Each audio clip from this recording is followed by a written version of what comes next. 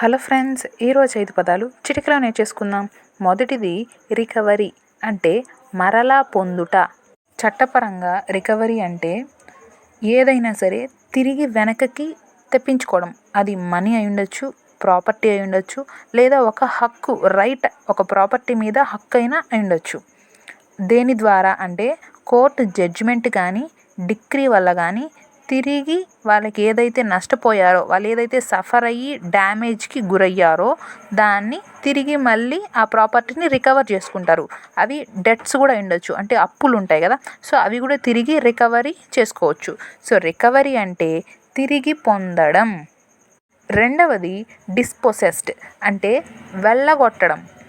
డిస్పొసెషన్ అంటే ఎవరి అయితే రైట్ఫుల్ పర్సన్, అంటే వాళ్ళకి చట్టపరంగా వాళ్ళు హక్కుదారులు అనమాట ఆ ప్రాపర్టీకి.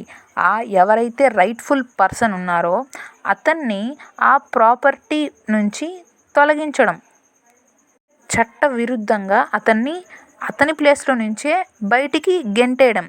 ఇప్పుడు ఇంటి ఓనర్ని ఇంటి నుంచి బయటికి గెంటేయడం అనమాట మామూలుగా చెప్పాలంటే. సో అప్పుడు డిస్పొసెషన్ అంటే ఎవరికైతే హక్కు ఉందో ఆ ప్రాపర్టీలో ఉండడానికి వాళ్ళని బయటికి అనవసరంగా చట్టవిరుద్ధంగా ఆ ప్లేస్ నుంచి బయటికి వెళ్ళగొట్టినట్లయితే అది డిస్పొసెషన్ అవుతుంది. మూడవది ఇన్వాలిడేట్ అంటే చెల్లదు అని అర్థం. ఒక కాంట్రాక్ట్ అనేది ఇన్వాలిడేట్ అవుతుంది ఎప్పుడు అనంటే ఆ కాంట్రాక్ట్ ఫ్రాడ్ కానీ మిస్రిప్రజెంటేషన్ కానీ ఏదైనా తప్పుడుగా ఉంటే అది ఇన్వాలిడేట్ అవుతుంది, అంటే చెల్లదు కదా. ఇంకా ఎవరైనా కొన్ని కండిషన్స్ పెట్టుకుంటారు కదా, ఇలా మనం కాంట్రాక్ట్ చేసుకోవాలి అని. సో ఆ కండిషన్స్ని వైలేట్ చేసినా కూడా అవి ఇన్వాలిడేట్ అయిపోతుంది ఆ కాంట్రాక్ట్. ఇంకా మైనర్తో చేసిన లేదా ఎవరైతే మెంటల్లీ ఇల్లు ఉన్నారో ఆ అన్సౌండ్ పర్సన్తో చేసినా సరే ఆ కాంట్రాక్ట్ అనేది ఇన్వాలిడేట్ అయిపోతుంది. ఫర్ ఎగ్జాంపుల్ ఎలక్షన్సే తీసుకోండి. ఎలక్షన్స్ ఏమైనా ఫ్రాడ్గా ఇర్రెగ్యులారిటీస్తో ఏమైనా జరిగితే, ఆ రిజల్ట్లో ఏమైనా అవకతవకలు జరిగినట్లయితే ఆ ఎలక్షన్ని ఇన్వాలిడేట్ చేస్తారు. ఇంకా చట్టంలో ఏవైనా చర్యలు కాన్స్టిట్యూషన్కి వ్యతిరేకంగా ఉంటే ఏవైతే చట్టాలు ఉన్నాయో అవి కాన్స్టిట్యూషన్ని వైలేట్ చేసినట్లయితే ఆ చట్టాలు కూడా చెల్లవు అని చెప్తారనమాట.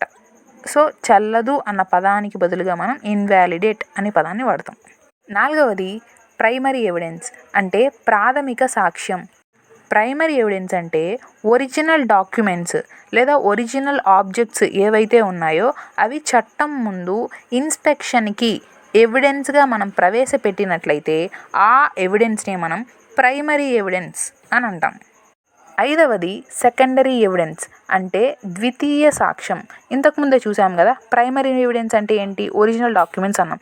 ఇప్పుడు ఏవైతే ఒరిజినల్ నుంచి తయారు చేయబడ్డాయో కాపీస్, రీప్రొడక్షన్స్, అవన్నీ సెకండరీ ఎవిడెన్స్ అవుతాయి.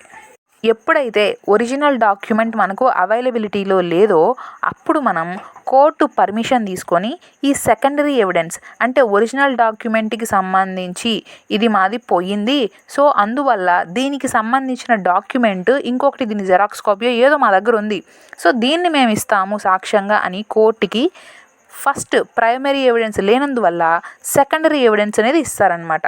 సో ఏదైతే ఒరిజినల్ అవైలబిలిటీలో లేదో అప్పుడు కోర్టుకి దాని కాపీనో లేకపోతే దానికి బదులుగా వేరొకటి సబ్స్టిట్యూట్గా ఇంకొకటి ఇచ్చినట్లయితే అది సెకండరీ ఎవిడెన్స్ అవుతుంది. అర్థమైందా? ఇవి ఇవాల్టి 5 పదాలు. మీకు నచ్చినట్లయితే లైక్ కొట్టి షేర్ చేసి సబ్స్క్రైబ్ చేసుకోండి. ఇలా రోజు 5 పదాలు రావడం జరుగుతుంది. ఒక్కసారిగా అన్ని పదాలు నేర్చుకుంటే కష్టంగా ఉంటుంది కదా, సో ఇలా సులువుగా 5 పదాలను గుర్తుంచుకోండి. మరో వీడియోతో మళ్ళీ కలుస్తాను. బాయ్.